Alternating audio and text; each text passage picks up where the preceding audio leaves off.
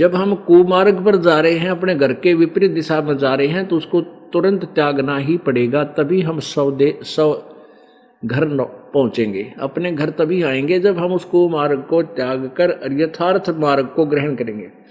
तो भक्ति का जो मार्ग है, परमात्मा पाने का मार्ग है, वो हमारे सदग्रंथों में विद्यमान है। प्रसंग चल रहा है कि हम लाल और लालड़ी की पहचान करने योग्य हो जाएं, तो फिर हम मार नहीं खाएंगे अपने व्यवसाय में।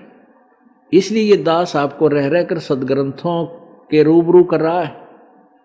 आज सभी समाज शिक्षित है, चाहे बूढ़े हो गए हुए भी शिक्षित है, क्योंकि हमारी उम्र के सारे पढ़े लिखे हैं और बेशक बूढ़े हो गए, पर नजर इसी कसूती गाड़े ही सदग्रंथों के ऊपर, क्योंकि हमने भगवान की चाह थी और सदग्रंथों को पढ़ने का हमारा की उमंग थी, लेकिन हम समझे नहीं पाया करते इसमें लिख के रखा है, इसलिए थोड़े 10-5 प्रश्न पढ़ दिया करते, फिर रख देते ठाक है। तो अब इस दास को परमात्मा कबीर देव जी ने, गुरुदेव जी ने एक धार्मिक टीचर बना दिया, आध्यात्मिक गुरु। और टीचर का यह प्रथम कर्तव्य होता है कि वो सिलेबस अनुसार ही साधना कराए, ज्ञान प्रचार करे। जो टीचर अध्यापक शास्त्र के विरुद्ध सिलेबस से बाहर पढ़ाई पढ़ाता है, वो टीचर ठीक नहीं, वो अध्यापक हितकर नहीं है, वो शत्रु है उन विद्यार्थियों का, उनके जीवन का वो नष्ट कर रहा है। तो हमारे जितने भी अभी तक के गुरुदेव थे हिंदू धर्म के, वो सारे ही आउट ऑफ सिलेबस शिक्षा देने वाले थे। इसलिए तो वो हमें आज तक ये नहीं बता सके ब्रह्मा विष्णु महेश के माता पिता कौन है और कौन सा भगवान कितनी शक्ति रखता है। राम नाम रटते रहो,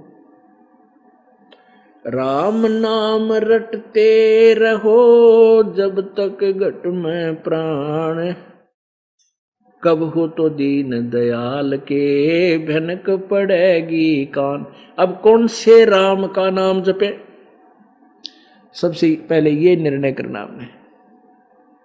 राम की परिभाषा अभी आपको बताई कि जैसे एक विभाग को लेते हैं, जैसे तहसीलदार साहब, एसडीएम साहब, डिप्टी कमिश्नर साहब और कमिश्नर साहब, फिर मंत्री साहब, मुख्यमंत्री साहब, प्रधानमंत्री साहब और राष्ट्रपति साहब। ये सभी स्वामी हैं, ये सभी साहब हैं, लेकिन इन साहबों का अक्षेत्र भिन्न भिन्न है, इनकी अक्षमता मात्र है। ऐसे ही राम समझो 3 लोक के राम हैं, 3 लोक के राम हैं, श्री रजगुण श्री ब्रह्मा जी, सतगुण श्री विष्णु जी और तमगुण श्री शिव जी। और ये एक एक विभागीय मंत्री हैं, एक एक विभाग के राम हैं। रजगुण विभाग के श्री ब्रह्मा जी, सतगुण विभाग के श्री विष्णु जी, तमगुण विभाग के श्री शिव जी। इन विभागों का कार्य क्या है? रजगुण ब्रह्मा जी के रजगुण के प्रभाव से हम संतान उत्पत्ति करते सभी प्राणी, और श्री विष्णु जी के सतगुण के प्रभाव से हम एक दूसरे में मोह ममता रखते हैं। संपत्ति में मोह, पति पत्नी में मोह और बच्चों संतान के अंदर ममता, ये सारा सतोगुण के कारण है। बस इतना काम है इनका। और तमोगुण के कारण हम लठ बजा दें, 1 मिनट में झगड़ा कर लें, सिर फुड़वा लें, उत्पात मचा दें। तो ये सारे कार्य तीनों भगवानों से हो रहे हैं और इतनी इनकी प्रभुता है, इतना इनका कार्य है। और ये तीनों परमात्मा, ये तीनों प्रभु न तो आपके भाग्य को घटा सकते ना बढ़ा सकते, जैसा कर्म आपने किया वैसा ही देंगे। अब इनसे नीचे और देवता आते हैं, जैसे गणेश जी की पूजा और कार्तिकेय जी की पूजा, अन्य श्याम जी की पूजा। बताइए, पूजाएं तो बिल्कुल ही हमारे इतिहास में नहीं है, सदग्रंथों के अंदर पूजा के लिए नहीं कहा। सदग्रंथ मीन 4 वेद और पवित्र गीता जी, पवित्र 4 वेद, पवित्र गीता जी और पवित्र 5वां वेद जो है सूक्ष्म वेद, उसके विषय में तो कोई जानता ही नहीं, उसका भी अभी परमेश्वर की कृपा से इस दास ने ही प्रकाश किया है। तो ये हमारे सदग्रंथ हैं जो भक्ति यानी साधना करने और कराने के, और जो 18 पुराण हैं ये हमारे सहयोगी हैं। अब जैसे हम श्री गणेश जी की पूजा करते हैं तो हम श्री गणेश जी के लोक में जाकर उनके गण बन जावांगे, गण, क्योंकि गणेश इसीलिए कहलाता है उन गणों के ऊपर स्वामी, बस इतना मालिक है। और अपने जैसे भी कोई पुण्य थे उनको समाप्त करके वापस ही हम फिर तुरंत ही 84 लाख योनियों में आ जाएंगे। यदि हम श्री ब्रह्मा जी की तो पूजा होती ही नहीं पृथ्वी लोक पर, ये इन्होंने दंत कथा बना रखी है कि भाई इसकी पूजा नहीं करनी चाहिए ब्रह्मा की। और हमारे भगवान यानी सूक्ष्म वेद के अंदर है कि इन तीनों की मिलाकर तीनों का ही की साधना करनी पड़ेगी, तभी आपका जो टेम्परेचर बैलेंस रहेगा। लेकिन हम इनकी पूजा नहीं साधना करेंगे। पूजा और साधना का कैसे अंतर है ये थोड़ा सा समझना पड़ेगा। हम इनका सत्कार करते हैं, पूजा नहीं करते इन भगवानों की। जैसे एक पति भर्ता स्त्री होती है, वो पूजा तो अपने पति की करती है, उसके प्रति उसका पूरा समर्पण भाव होता है। और जब तक वो सहपरिवार में रहती है, ज्वाइंट फैमिली में रहती है तब तक, और बाद में भी अलग हो जाती है तो भी यथोचित सत्कार देती है। सासू को, सास को माँ के तुल्य, ससुर को पिता के तुल्य, और जेठ को बड़े भाई के तुल्य, बाप के तुल्य, और देवर को अपने छोटे भाई की तरह, और ननंद को अपनी बहनों की तरह।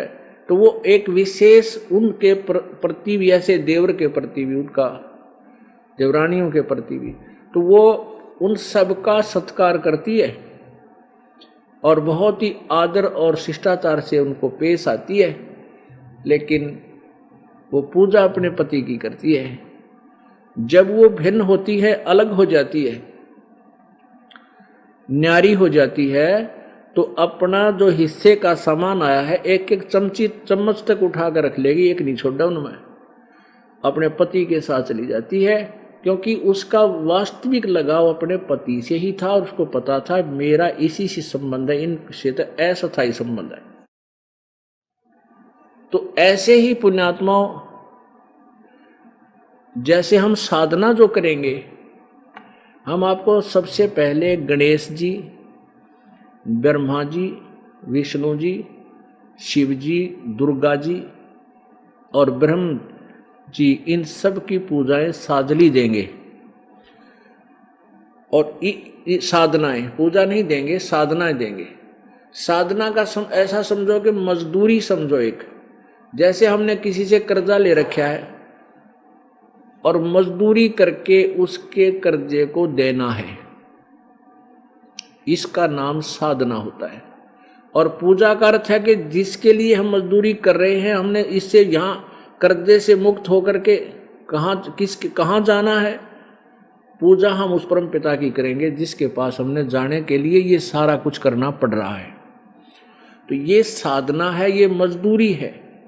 तो हम सबसे पहले आपको इन भगवानों की साधना देंगे जिससे आप इनके द्वारा लिए हुए कर्जे से मुक्त हो जाओगे। क्योंकि हम विदेश में रह रहे हैं, हमारा देश नहीं है ये, और यहाँ हम जब तक रहेंगे, व्यापार बिजनेस करेंगे, धनी होंगे, तभी तो यहाँ से बाहर जाने का किराया भी कोई नहीं हमारे पास। तो वो यहाँ का कर्जा उतारेंगे, रास्ते का किराया लेंगे, तब हम स्वदेश पहुँचेंगे। तो उसके लिए जैसे आप कहीं विदेश गए हो और वहाँ आपने कोई फैक्ट्री वगैरह ला रखी है, तो उसमें आपका साधना ठीक ना होने, आपकी व्यवसाय ठीक ना चलने से, तो आपका जो टेलीफोन कनेक्शन कट गया, बिजली कनेक्शन कट गया, पानी का कनेक्शन कट गया, पानी का, जल का, तो आप सभी सुविधाओं से वंचित होगे। अब वो स्थिति आप जी की हो चुकी है कि आप इस काल के लोक में आके और शास्त्र विरुद्ध साधना करके इतने निर्धन हो गए हो कि आपकी सब सुविधाएं बंद हो चुकी हैं, और आपके पिछले संस्कार थे वो सतयुग त्रेता द्वापर में आपने खराब कर दिए। अब कलयुग में प्रत्येक व्यक्ति के ऊपर विशेष आपदाएं हैं और सभी परमात्मा से इनका समाधान के लिए भी कोशिश करते हैं, पर कोई लाभ नहीं हो रहा। तो पहले क्या होगा कि आपको ये ब्रह्मा विष्णु महेश से जो तुम्हें सुविधाएं मिलनी थी, इनका ऋण, इनकी टैक्स ना देने से, इनका बिल ना भरने से इन्होंने अपनी सुविधाएं बंद कर दी तुम्हारी सारी, क्योंकि ये नहीं दे सकते आपको। मासा घटे न चल बधे, विदना लिखे जो लेख, सच्चा सतगुरु मेट कर ऊपर मारे मेख। तो ये भगवान ना तो आपके किसी संस्कार को कम कर सकते ना ज्यादा कर सकते। केवल पूर्ण परमात्मा सतपुरुष कबीर जी वही आपके संस्कारों में परिवर्तन कर सकता है, आपके पाप कर्मों का नाश कर सकता है और आपको अपने कोटे से भी सुविधा दे सकता है।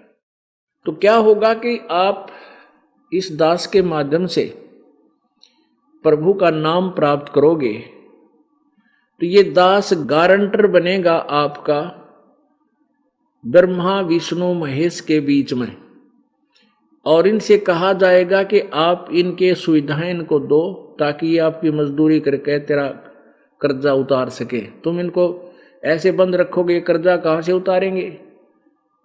तो गारंटर वही होता है जो धनी व्यक्ति होता है और जिसको गारंटी ये मानते हैं। तो वो कौन होता है? वो संत होता है, परम संत होता है, परमेश्वर का कृपा पात्र होता है।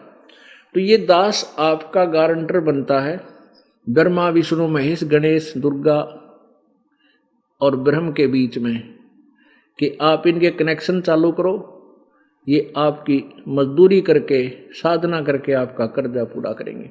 तो आपको जिस दिन यह मंत्र मिल जाता है, प्रथम मंत्र, उसी दिन आपके गारंटी के कागज इन भगवानों के पास पहुंच जाते, ऑटोमेटिक फैक्स हो जाता है। तो ये सब सुविधाएं आपको शुरू कर देते हैं।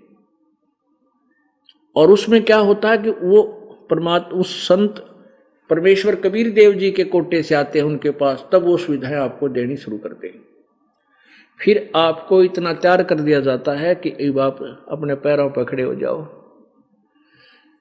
तरीका बताया जाता है राम नाम का धनी होने का, कि दान करो, भक्ति सिमरन करो, नाम जपो, सेवा करो। फिर इन साधना से आपको क्या सुविधा होगी कि आपके अंदर जो शरीर में कमल बने हुए हैं, कमल हमारे शरीर में प्रत्येक मानव के, स्त्री या पुरुष के शरीर में रीढ़ की हड्डी बैकबोन के अंदरली साइड में पेट की तरफ ऐसे मांस और हड्डी के बीच में एक बहुत सुंदर, बहुत ही बारीक सा आंतड़ियों की लाइन सी है, पट्टी सी बनी हुई है, उसके ऊपर स्थान स्थान पर ये कमल बने हैं। तो इन नाम के जाप से वो कमल धीरे धीरे जो है खिलने शुरू होंगे, फूलने शुरू हो जाएंगे। जितनी भक्ति आपकी होती जाएगी, अंदर के जो कमल है वो खिलते जाएंगे। कहने का भाव ये है कि जितनी आपकी कमाई धन वहाँ पहुँचता जाएगा इनके अकाउंट में, आपके अकाउंट में, उतनी ही सुविधा, उतना ही राहत आपको ये ब्रह्मा विष्णु महेश गणेश और दुर्गा देना प्रारंभ कर देंगी। तो आपके घर में सुख, आपके शरीर में सुख, काम में बरकत बहुत घनी होने लग जाएगी। और जब आप यहां से चलोगे तो आपके जाने में रास्ते में बाधा नहीं होगी, आप ऋण मुक्त होगे। ब्रह्मा विष्णु महेश गणेश और दुर्गा आपको रोकेंगी नहीं कि जाओ भाई हमारे कागज पूरे, हम नहीं रोकेंगे अपने। तो इनकी भक्ति, इनकी साधना करनी है। हम सबसे पहले आपको इनकी प्रॉपर वे, भक्ति का प्रॉपर वे बतावांगे, शास्त्र अनुकूल साधना देंगे जिससे ये लाभ आपको देंगे। अब इसके बाद इन साधना से हमारा काम नहीं चलेगा।